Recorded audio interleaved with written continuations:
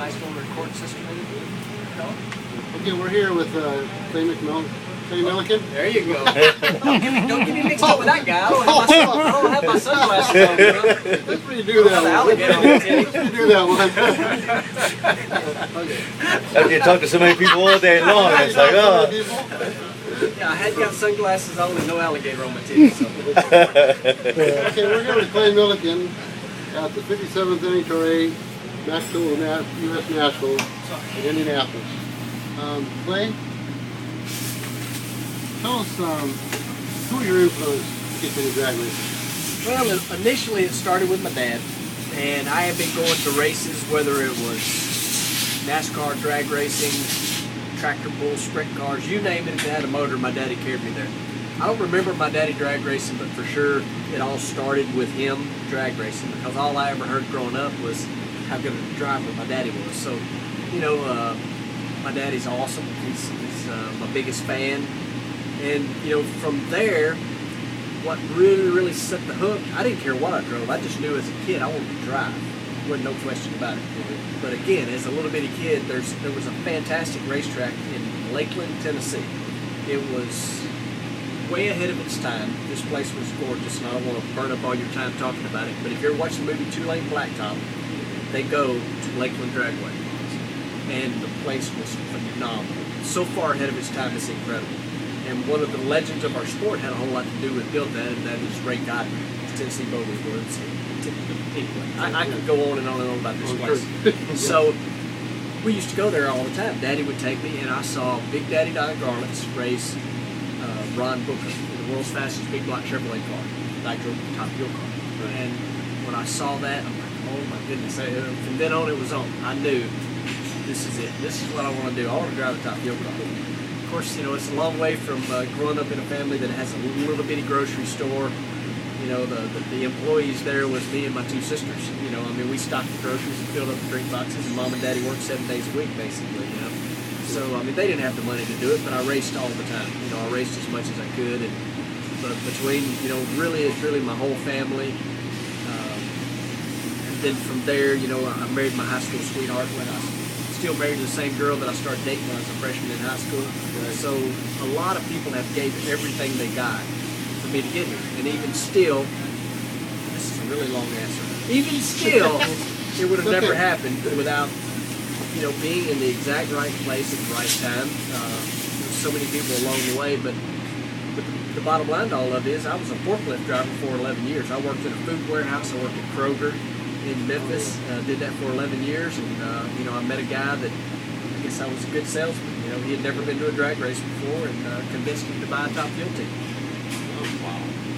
So that's pretty interesting. So did you start off with bracket racing? Oh yeah, I started bracket racing the '69 Dodge Charger. It was painted orange, had 01 on the doors and a rebel flag on the top, and you know, about this time frame, obviously the Dukes of Hazzard was on TV, and I don't mean the remake with Jessica Simpson and Johnny Knoxville. I mean the real deal, you know, the real Daisy Duke. Well, I had that's what I had.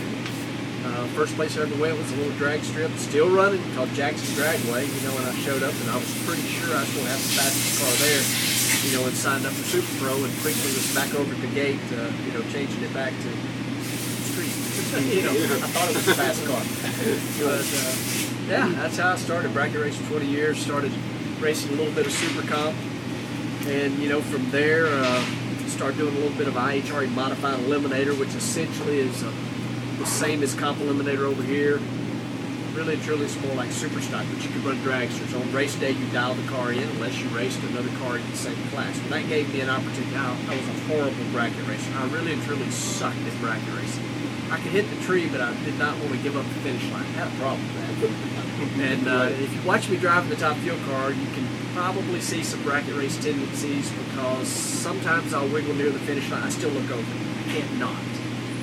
Driving the finish line for 20 years. You know, it's hard not to. You know, you kind of get in that habit of looking over to drive the finish line. So, but anyway, bracket race 20 years, Super Comps, my HRA modified eliminator, and got the opportunity to drive top fuel. And you know, I mean, I was 30-some years old when I started. So that's pretty good. I mean, you're a long way. on. You know, here we are sitting at the U.S. Nationals, and we done made several qualifying runs, and they went down the racetrack yet.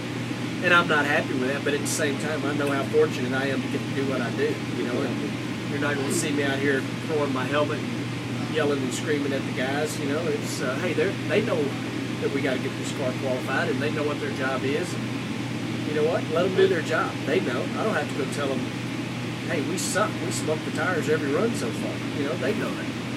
And the people that are on this team, there's a couple of guys here.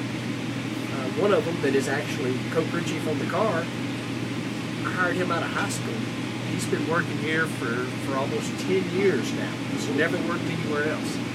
He cleaned oil pans when he started. He's now tuning the car, and he's done a great job. I mean, we've run a limited schedule this year, but this kid, he's still a kid, has done a great job.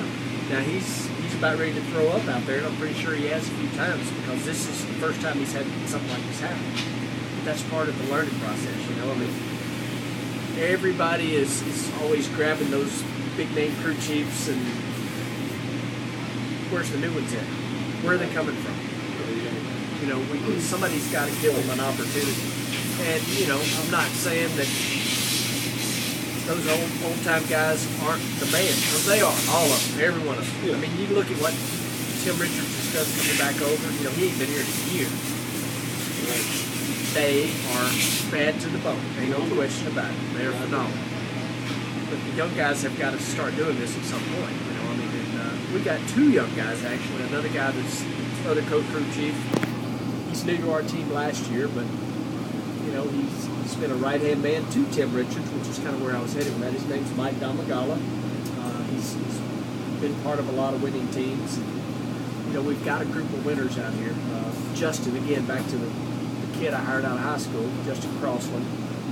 He went almost 2 years without going to a final round when he first started here. You know, I'm like, this is not normal. This is not normal. I had raced long enough to know that what we had did when he started was not real. You know, I mean, we went to every final of the season. We did all this crazy stuff. But another guy on this team's been here. Justin's been here 10 years. Chris has been here 9 years. And these guys have been through it.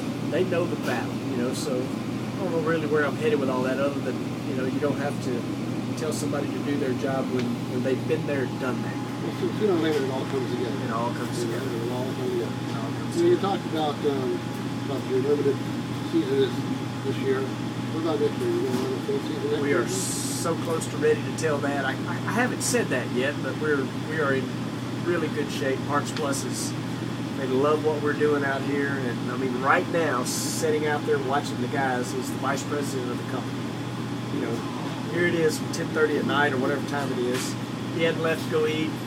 You know, I mean, he wants to know what's wrong with the car. He's not mad about it. He's like, hey, I want to help. You know, I mean, this guy, he loves this program. We've got, you know, a whole list of people that are part of Parts Plus that have joined this program. I mean, you know, you just see all the sponsors. We have 13 different sponsors on this car. You know, I mean, it takes a big group of people nowadays. You know, it's not the days of someone writing a check anymore and saying, oh, it'll be cool to put our sticker on your car.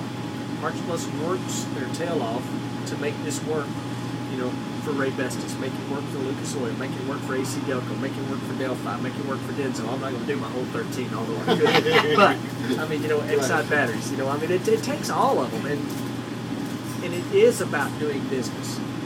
I'm all about driving that race car and making sure everybody has a good time, and I want to entertain all these people in the grandstands. But when I'm not doing that, I may be at their office finding out, you know, hey, what do we got to do to, you know, help these guys move some more product? That's really and truly kind of where this sport's went, because it takes so much money to do it, and there is no free money anymore. You know what I mean? I mean, a few years back, you know, there was some kind of free money out there.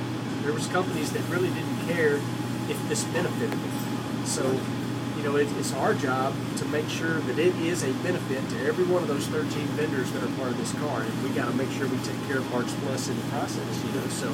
And with the social media, you know, we have another outlet to. Oh, absolutely. And you know what? I was jumping up and down this morning.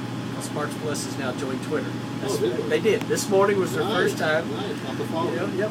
Parts Plus HQ is what it is. You know, Parts Plus headquarters. So That's what it is on Twitter. And obviously, you know, me and you chat back and forth all the time. And I love Twitter and Facebook. And, you know, it's all part of the new thing, you know. And that's kind of what Parks Plus is doing. You know, they had been out of racing for a long time. They NASCAR raced a long while back.